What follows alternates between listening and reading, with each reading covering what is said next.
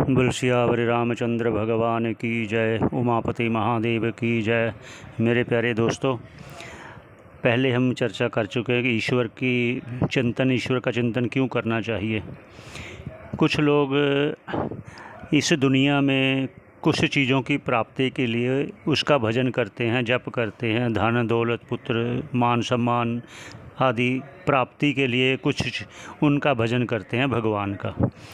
और कुछ लोग होते हैं जो बहुत पुण्य वाले होते हैं, जिन्होंने पूर्व जन्म में बहुत अच्छे कार्य किए हैं, उनको लिए इस जन्म मरण से रहित होने के लिए अर्थात मुक्ति को पाने के लिए, मोक्ष के लिए भगवान का भजन करते हैं। आज चर्चा करेंगे मुक्ति पर। मुक्ति किसे कहते हैं। मुक्ति दो प्रकार की होती है, एक सद्य मुक्ति और एक क्रम मुक्ति।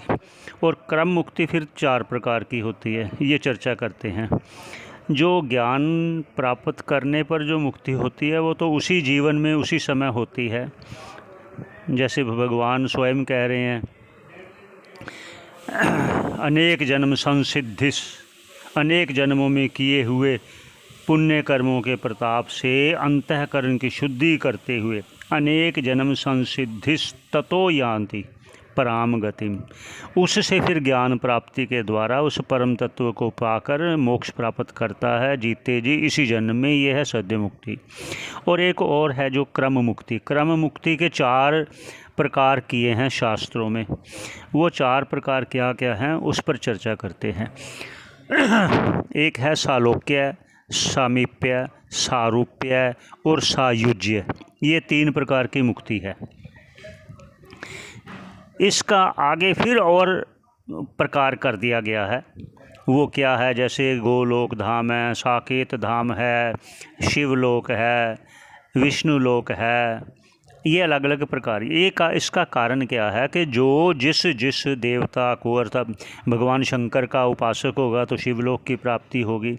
लेकिन उन लोक की प्राप्ति का अर्थ क्या है वो भी साथ साथ कहते हैं कि जिसके मन में अभी वह आत्मा पर आवरण हटा नहीं, प्रयासरत है, परोक्ष ज्ञान हो गया, अपरोक्ष ज्ञान नहीं हुआ, और कुछ विषयों में आसक्ति होने के कारण उसको फिर वहाँ उस लोक की प्राप्ति होती है जिस देव की वो उपासना करता है या जप करता है या ध्यान करता है। तो जब वो उसको उस लोक की प्राप्ति होगी तो वहाँ अपने विषयों की पूर्ति करेगा, जैसे इस जगत में कर रहा है। ऐसे ही फिर अंत में उसको भगवान स्वयं उपदेश देंगे तत्वमसि का, फिर वो मोक्ष को प्राप्त होगा। अगर उसका मन अभी विषयों में ज़्यादा लिप्त है तो फिर पुनः उसको आना पड़ेगा। फिर उसको ऐसी वो देंगे जैसे शुचिमताम गेहे, भगवान कह रहे हैं कि उसे शुचिमताम मतलब ऐसे शुद्ध बुद्धि वाले घर में योगी नाम कुले भवती। वो जो भगवान कृष्ण जी कह रहे हैं अर्जुन को कि वो उसका फिर जो रह गया उसको ऐसे कुल में वो उसका जन्म होता है कि वो फिर ज्ञान प्राप्ति करके उस जीवन मुक्ति का आनंद लेकर इस संसार को त्यागता है। ऐसे ही ब्रह्मलोक की प्राप्ति भी होती है। जो जैसा जैसा उपासक होगा वैसी वैसी ही उसको उस लोक की प्राप्ति होती है। उस प्राप्ति में भी कहा है आप ब्रह्म भुवन लोका।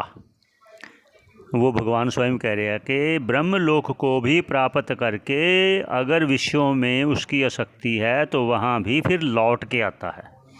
इसका अर्थ तो भगवान स्वयं भी कह रहे हैं। लेकिन हमारी चर्चा करने का मतलब कि कई जो लोग सभी ग्रंथों का अध्ययन नहीं कर पाते उनके लिए हमारा ये प्रोग्राम है कि हम उन विषयों को सारा चुन कर आपके लिए एकत्रित करके संग्रह करके आपके आगे पेश कर रहे हैं कि आपको सुविधा से सुगमता से उन बातों का पता हो और आप लाभ को प्राप्त करें। इसलिए ये क्रम मुक्ति हुआ। और मोक्ष वही चाहेगा जो बंधन में है। बंधन में अर्थात है जो चाहता है कि मैं फंस गया, मैं यहाँ जन्म मरण में फंस गया, मैं ये काम करना पड़ रहा है, ये करना पड़ रहा है, मैं मनुष्य हूँ मुझे ये करना पड़ रहा है, मैं ब्राह्मण हूँ मुझे ये करना पड़ रहा है, मैं क्षत्रिय हूँ मुझे ये करना पड़ गया। वो कर्म उसके लिए है और वो ही प्रयास करेगा। जिसको पता ही नहीं, जगत में ही मस्त है, विषयों में ही मस्त है, उसको मोक्ष के लिए ज़रूरत नहीं। मोक्ष उसको चाहिए जो समझ रहा है कि मैं फंसा हूँ। ऐसे ही चर्चा आगे हम जारी रखेंगे। यहीं पर विश्राम देते हैं। बोल सियावर रामचंद्र भगवान की जय।